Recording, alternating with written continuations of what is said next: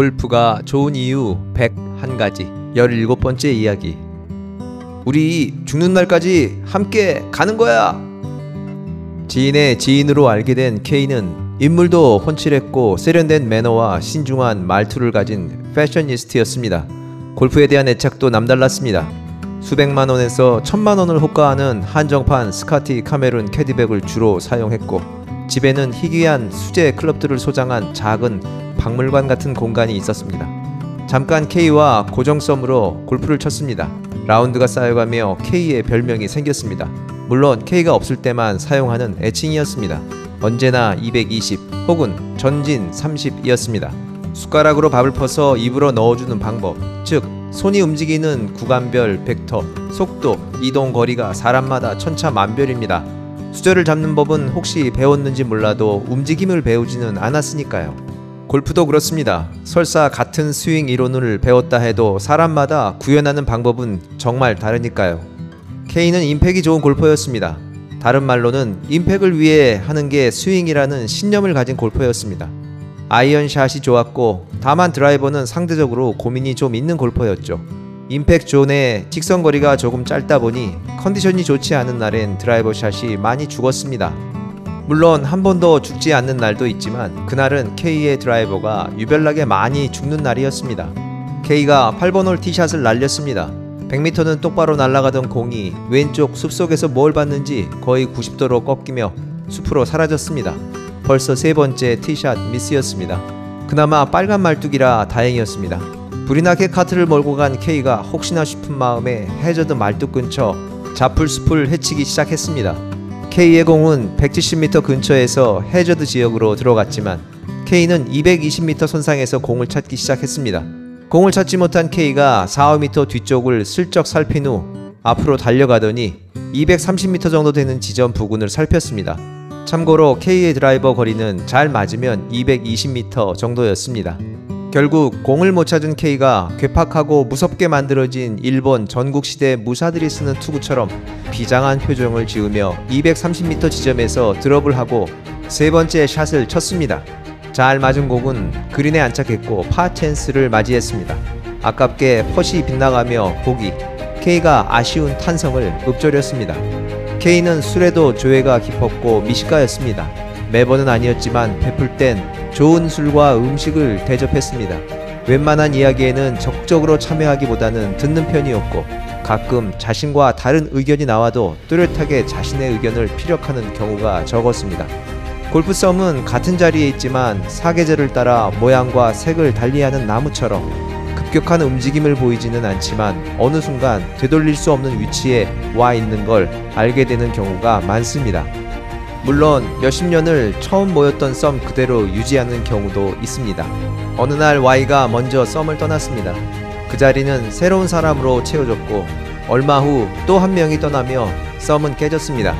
이런저런 이유가 있었지만 평소 인품과는 달리 드라이버가 죽으면 공이 들어간 곳보다 훨씬 더 앞에서 찾고, 못 찾으면 또 조금 더 앞으로 가서 드롭을 하는 것과의 괴리감이 역할을 한 것 같았습니다. 아니면 그냥 핑계를 찾다 보니 가장 적당한 이유가 돼버린 것이었을까요?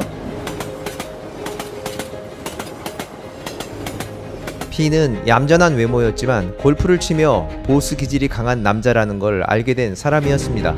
썸을 이룬 지 얼마 되지 않은 어느 날 P가 새로 산 드라이버를 가져와 기존 드라이버와 번갈아가며 티샷을 날렸습니다. 전반이 끝나자 P는 새로 산 드라이버가 마음에 들지 않는다고 했고 H가 자기도 한번 쳐보겠다고 했습니다. H는 P의 드라이버로 시원한 드라이버 샷을 날렸고 후반 몇 홀에서 평소보다 거리와 방향이 월등한 샷을 뽐냈습니다. 그런데 15번 홀에서 H가 또 시원한 드라이버 샷을 날리자 P가 말했습니다. 잘 맞네. 주인은 따로 있었나 보다. 이 드라이버 H가 써라. 가끔 새로 산 드라이버가 잘 안 맞으면 친구나 지인에게 싼 값에 넘기는 경우가 있었는데 그런 거라고 이해했습니다. 드라이버가 마음에 든 H가 물었습니다. 얼마에 주실래요? P가 답했습니다. 얼마는 무슨, 그냥 써. 난 어차피 필요도 없는 건데 뭐.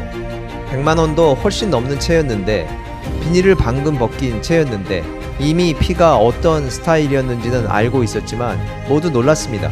P는 내기 골프를 좋아했습니다. 아니, P는 언제나 내기 골프를 쳤습니다. 그런데 다른 사람들과는 정반대였습니다. 대부분의 골퍼는 어떻게든 핸디를 하나라도 높이려고 노력을 했는데 P는 달랐습니다. 전형적인 잘해야 보기 플레이어였지만 80대 초중반이라고 우겼습니다. 몇 번 라운드를 한 후 동반자 모두 미안한 마음에 핸디가 조금 낮은 것 같으니 올리자고 했지만 껄껄 웃으며 요즘 잘 안 맞아서 그러니 걱정 말라는 말로 거부했습니다. 사정이 그러니 P는 언제나 넉넉히 잃었습니다. 가끔 잘 맞는 날 P가 잃는 돈이 저녁과 술값으로 모자라면 나머지는 모두 P가 부담했습니다. 처음엔 의도적으로 이뤄주는 줄 알았습니다. 하지만 점점 자신의 목표를 높게 잡고 그 목표를 이루려는 의지의 결과라는 느낌이 들기 시작했습니다. 그런데 어느 날 멤버 중 한 명이 썸을 떠났습니다. P 때문인 것 같았지만 그냥 넘어갔습니다. 그러다 한 명이 또 떠났습니다. 이번엔 분명히 P 때문이었습니다. P는 보스처럼 넉넉하게 베풀었지만 자신의 생각이 정해진 부분에서는 조금도 양보하지 않았습니다. P와의 라운드는 P의 라운드가 되기 시작했습니다. 사소한 룰의 적용부터 OK를 주는 타이밍까지 모든 걸 P가 주도했고 P의 의견을 거부하거나 따르지 않으면 분위기가 싸늘해지는 경우가 생기기 시작했습니다. 처음엔 밥도 사고 술도 사고 선물도 통 크게 주는 P라 쉽게 넘어갔지만 시간이 흐르며 달라졌습니다. 한참 시간이 흐른 후 P가 많이 달라졌다는 이야기가 돌았습니다. K의 소식은 모르지만 여전할 것 같다는 생각을 합니다. 나이가 어느 정도 들면 그 사람의 철학이 바뀌기 어려운 것처럼 골프도 비슷한 것 같기 때문입니다. 문득 호기심이 발동하네요. 만약 P와 K가 골프를 치지 않았고 골프장이 아닌 곳에서 만났다면 P와 K는 어떤 사람으로 기억에 남겨져 있을까요?